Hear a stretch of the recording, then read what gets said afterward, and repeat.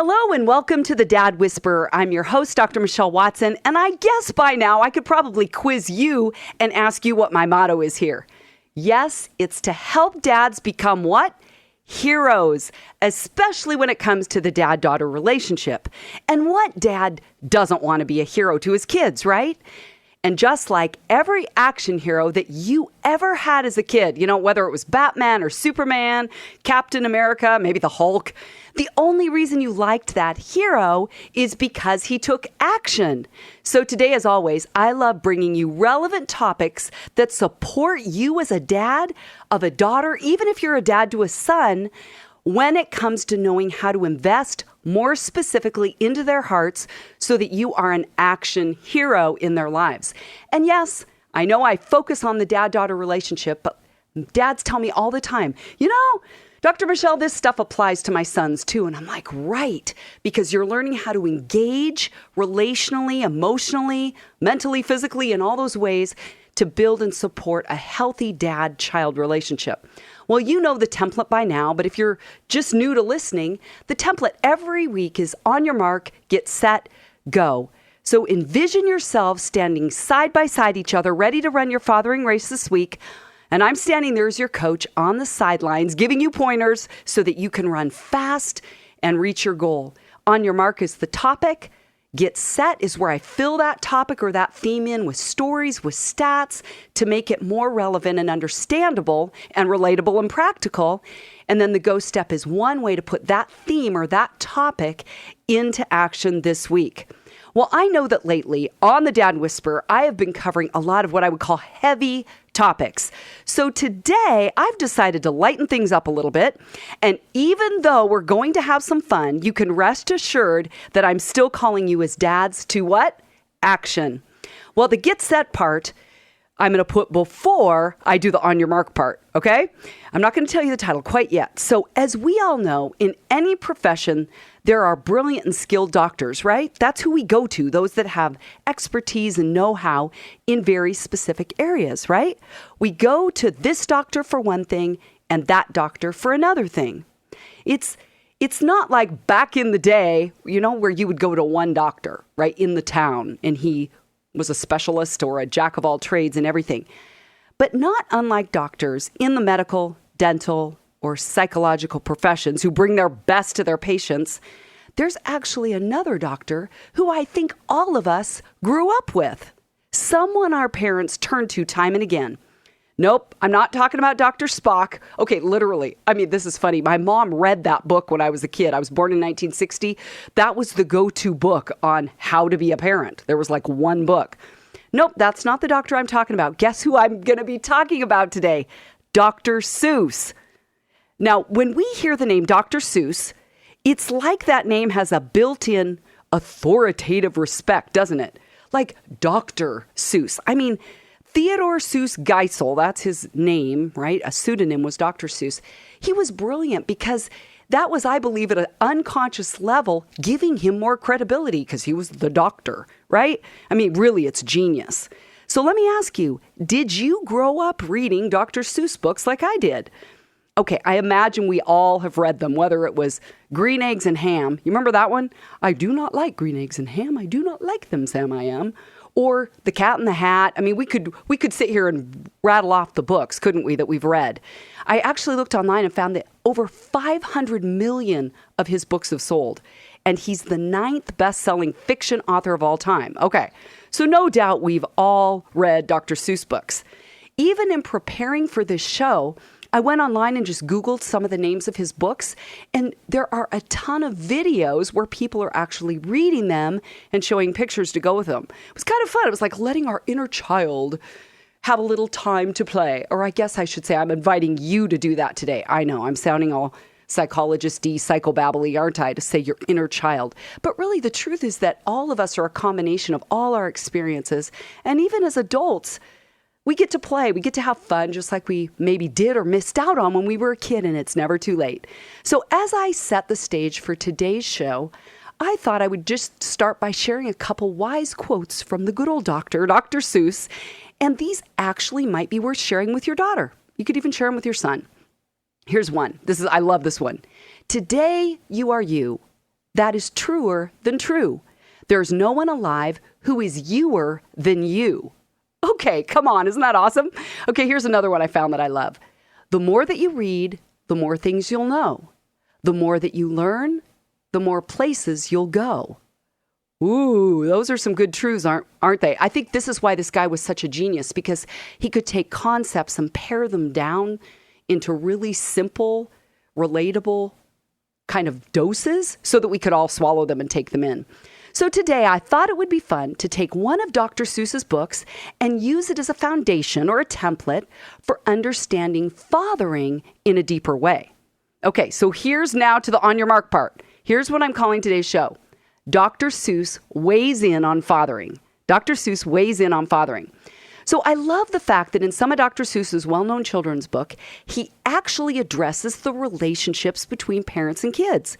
A lot of times he talks about moms, like in The Cat in the Hat, it's the mother that leaves the kids alone and comes back at the end of the day. He even wrote another book called Are You My Mother? Right? I sure would love to know more about Theodore's relationships with his parents, wouldn't you? Well, most of us, actually, I mean me, perhaps never really thought about this like this until now. But I think that Dr. Seuss could probably enlighten us on a thing or two when it comes to the father-daughter dynamic, because he is the most infamous children's doctor, I guess you could say, of all time, right? Well, of course, the beauty of a childhood story is that we don't tend to read it as having all that much deep meaning, other than it having great pictures or fun words, often that rhyme. But being that I'm a shrink and all, I do have a curious desire to ponder what subtle undertones might be conveyed in this Dr. Seuss classic, Hop on Pop. Yes, that is our book that we're going to look at today, or a portion of it, I should say. Hop on Pop. We all know the pop is the dad. Who would have ever thought that book could provide some information and practical relevant information when it comes to fathering? Well, before you think I've lost a screw here to be using Hop on Pop as a reference point for fathering, stay with me, because remember, I told you that today I want to lighten things up a bit and perhaps even have some fun laughter while wading into these fathering waters. Are you with me? Well, let's review what Dr. Seuss says in his book, Hop on Pop. Here's the part I want to focus on. Here's what he says in the middle of it. Sad, dad, bad, had. Dad is sad. Very, very sad. He had a bad day. What a day Dad had. Hop, pop. We like to hop. We like to hop on top of Pop. Stop.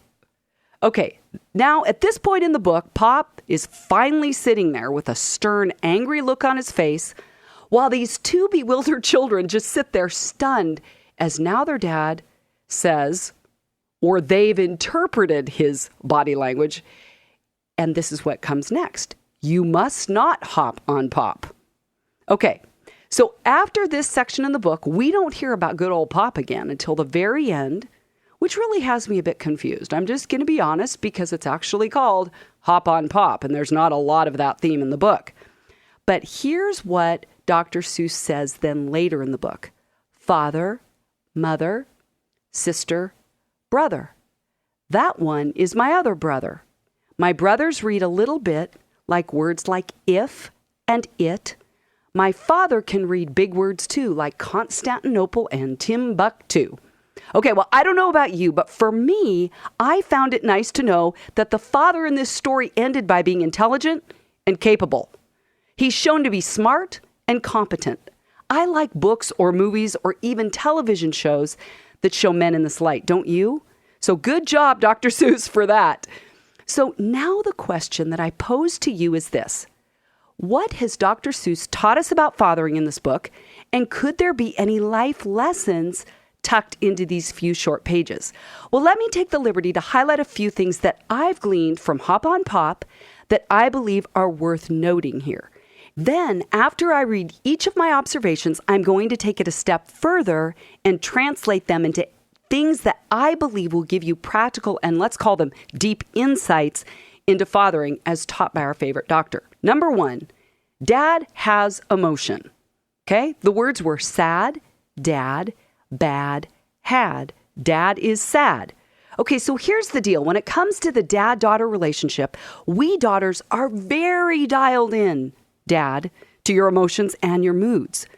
It's healthy for daughters to hear that you as men have real emotions. In other words, you don't have to be all tough where you always are like, I'm fine, there's nothing wrong. Because the truth is, she's learning habits from you. Model to your kids that real men have real emotions. I'll be honest, I don't have many men come to me for counseling and admit that they are sad. Typically, they reveal things that they're angry about. But once we start peeling back the layers of their stories, the sad is often right there underneath the mad. So having been a counselor for 20 years now, leader of the ABBA Project, which is for dads of daughters, for over 8 years, I can say that I don't usually hear dads tell me that they are comfortable having their sad emotions seen. And I think that a lot of men view those emotions as weak. I mean, men tell me stories all the time of even where their dads told them that they were being a sissy or a girl or weak if they cried, leading many men to internalize a belief that tears or sadness aren't manly or good. So this whole thing about dads having sad emotions opened up rich conversations with men this week because I asked dads in the ABBA Project and men on Facebook to weigh in on this issue. And here are the 2 questions I asked them. Do you allow yourself to feel sadness as much as madness, meaning anger? Number 2, what do you believe keeps you from being in touch with or expressing sad emotions as compared to the angry ones? Oh my goodness, their responses were so profound. Here are some of them I heard. Paul said, guys are hardwired to go to anger, not the sadness. Sadness represents weakness. I've felt more sadness since starting the class, the ABBA Project, but it's a relief to let it go. Lloyd said, I would say I feel anger much more than sadness. In my experience, emotions and experiences with sad emotions are put through internal filtering where they are vocalized as anger as a self-defense mechanism. Whoa, these articulate men are really profound, aren't they? But I wrote back to Lloyd and said, well, I guess the other question is, how do we encourage men to be honest about sad emotions rather than just normalizing angry expressions as a way for men to release intensity? Right? There's the conversation that we want to be having. Jim said, I think for me, I tend to feel anger more than sadness. So you see the theme. Over and over, men are saying, yep, there's the reality. He said, for me, it seems like being sad doesn't take notice as much as being angry does. If I'm angry, then people will respond more with wanting to help. Here's what Tom said. I think most men are misperceived as being angry when they're really sad. Insightful, right? He said, sadness for some men manifests as anger sometimes, which, by the way, I agree with, due to the fact that they don't know how to express sadness, but they can and do know how to express anger. Personally, he said, my anger is directed toward myself when I feel sadness that I have failed as a father or a husband. Aren't these wise, insightful comments by these men? Let me keep going. Here's what Jose said. When I'm mad or angry, it is more a manifestation of fear being expressed in an unhealthy way. Yes, I agree. Again, other emotions come out through a funnel of anger. He went on to say, after my outburst, sadness comes on me pretty quickly, which is displayed through tears. Here's what Mike said. Anger generally comes first and then sadness later. When I found out my daughter had suffered a serious concussion from cheerleading, I was angry. Angry at the coach and teammates who didn't stop her from cheering after a blow to the head. It took weeks for me to move past the anger to sadness and sympathy for how she must have been feeling. Number 2, this is what Mike said. I grew up as an only child in a single parent situation and we were very poor. I was forced to be tough and to not show my emotions most of the time. Now as an adult, he said, when my kids are going through a tough time, it's all filtered through the stuff I had to deal with. And it's a real struggle for me to be sympathetic, sad, and really feel their pain. He went on to say, my flawed thinking is, and I quote, I went through tough times and survived. You should be able to do the same. How often is that what men are saying to their kids? You didn't have it nearly as hard as I did, so buck up, right? That's what often comes, especially with dads to daughters. And you've got to remember, dads, your daughters need soft responses, empathic responses in order to thrive. My friend Mark Alan Shelsky was on the program a while ago, and he's author of a book called The Wisdom of Your Heart, subtitle, Discovering the God-Given Purpose and Power of Your Emotions. This is an awesome book.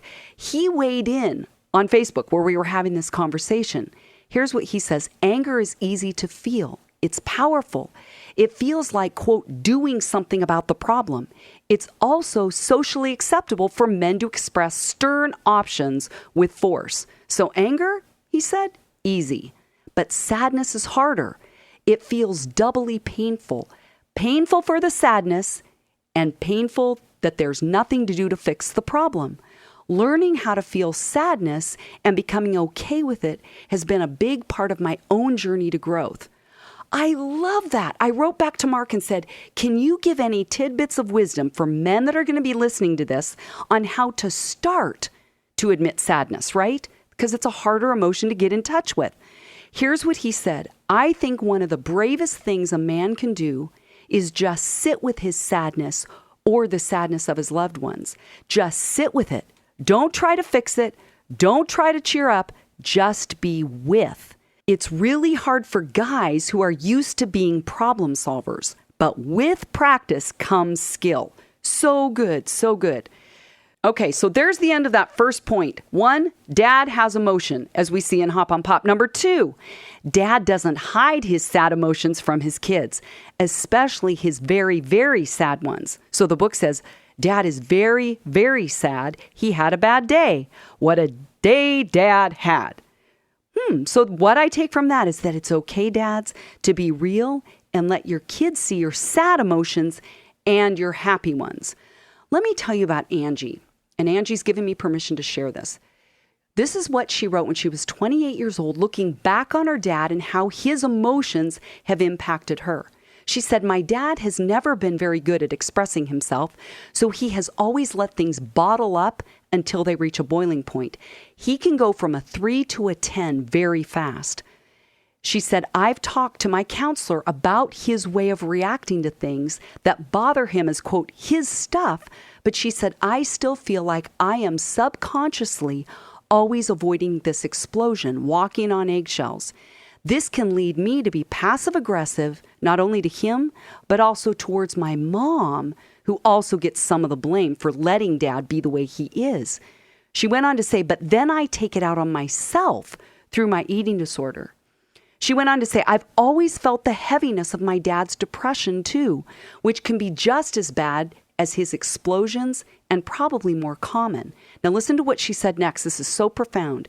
I can smell it in the air and I feel it deep inside me. As much as my dad and I have not connected and understood each other, I have been deeply connected to what she calls his emotional aura for as far back as I can remember. She said, there's never been an invitation to get to know my dad more. I never know what his opinion is unless it's negative or what's wrong. Always being told in different ways that how I was reacting or responding in a situation was not right, and that was really hard on me. My emotions were never validated. I was just told that I was overreacting. Isn't that insightful? She's saying, I wish my dad would let me know about his very, very sad emotions or what was going on inside. So dads, I'm not trying to come down hard on you. I just want you to hear what daughters are saying and how you can grow in relating better to them because you're relating better to yourself and being honest about what's going on inside. So you've heard me share this practical idea before. If you're done with work, you're on your way home, and you do a check-in on a 0 to 10 scale. How intense am I feeling? Where's my stress level? If it's between like a 7 and a 10, drive around the block a couple more times. Park the car down the street and walk around the block. That right-left hemisphere moving. It's called right-left as you walk. It's doing stuff in your brain to kind of titrate that intensity. That is a practical way to let your intense emotions out. Well, number 3, dad lets his kids get close to him even when he's had a bad day. Here's what the book says. We like to hop on top of Pop. So dads, we need you to let us physically connect with you on good and bad days so that we don't internalize it as something being wrong with us. So truth be told, we even need that safe touch. You've heard me talk about the importance of hugging before, right? Number 4, these kids like to play with their dad. Book says hop, pop. We like to hop. We like to hop on top of pop. So we as girls, as your daughters, like it, dads, when you are approachable, even on your very bad days, because we care about you. We know that you have a limit to how much you can handle, which is understandable. We all do. But wouldn't it be great, dads, if you could ever tell us as your daughters even a little bit about what's going on so we don't assume it's us? That's what I hear a lot from counseling clients, from girls I've mentored. So here's an idea. Say, hi, honey. Like using a nickname is really softening that. And you can tell her, I had one of those days. I had a very, very bad day. Let's use Dr. Seuss language. And say, I want you to know it's nothing about you, but my margin is really small tonight. I don't really have a capacity to connect. But tomorrow night, I know you've wanted me to spend some time with you, whether it's homework or shooting baskets or whatever. Or you could say that to your son. Tomorrow night, regardless of the day I've had, I am going to carve out time. Let's spend time from 7 to 8 tomorrow night after dinner or something like that. Okay, practical. Number 5, dad allows his kids to use him as a jungle gym. Okay, maybe that's a new kind of play therapy, right? We like to hop on top of pop. Well, that whole physical interaction is so powerful. I mean, I read an article by Tyler Lang called 6 Reasons You Should Roughhouse with Your Kids.